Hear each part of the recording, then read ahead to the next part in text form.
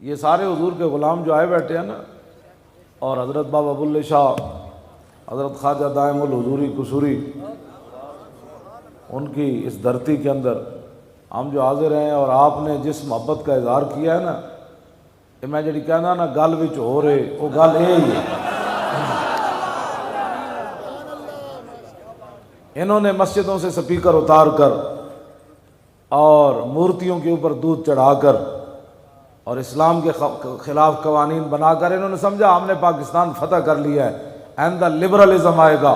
لیکن حضور کے یہ غلام اور شیر کھڑے ہو گئے۔ اب لبیک کا نعرہ شاہ جی چونیا سے لگاتے ہوئے تشریف لائے،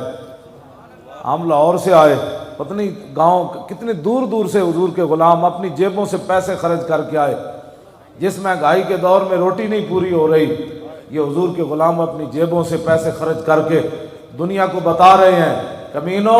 تمہیں اپنے پیسے پر مان ہوگا اور کسی کو اپنے اقتدار پر مان ہوگا۔ حضرت حسان ہماری ترجمانی 1400 سال پہلے کر گئے، فرمایا حالات جیسے بھی ہوں تم نے ایک بات پر فخر کرنا ہے، یکفی بنا علی من غیرنا حب النبی محمد ایانا۔ فرماؤ دنیا والو، ہمارے لیے ساری دنیا پر یہی فضیلت کافی ہے کہ ہمارے دلوں میں حضور کی محبت موجود ہے۔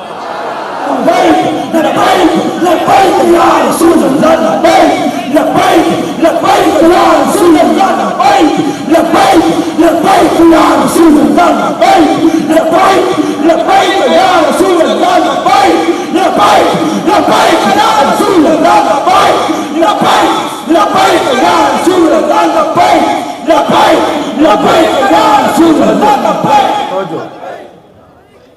کوئی بندہ بھی اس مسئلے میں سستی سے نعرہ نہ لگا، ویسے میں نہیں کہہ رہا کہ ابھی لگانا ہے، میں نے غزوہ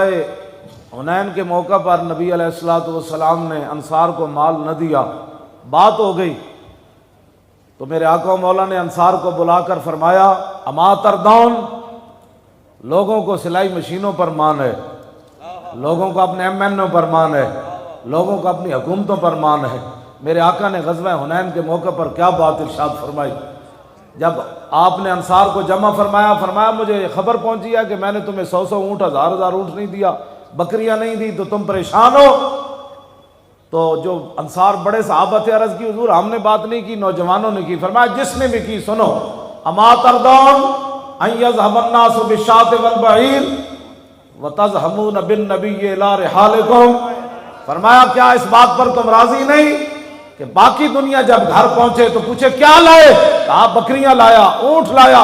اور تم جب گھر پہنچو تو تم سے پوچھا جائے کیا لائے، کہا اللہ کے رسول لائے، اور کیا لائے۔